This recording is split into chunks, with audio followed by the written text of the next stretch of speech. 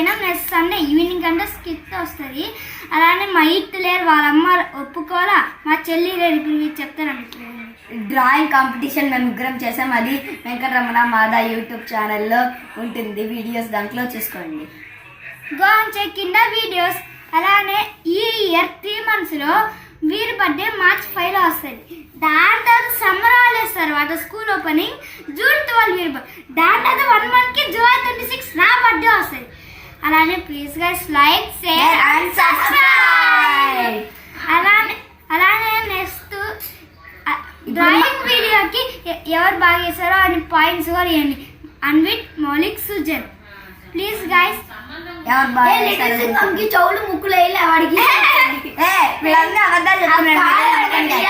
మీరే చూసుకోండి. లిఖిత్ భయో.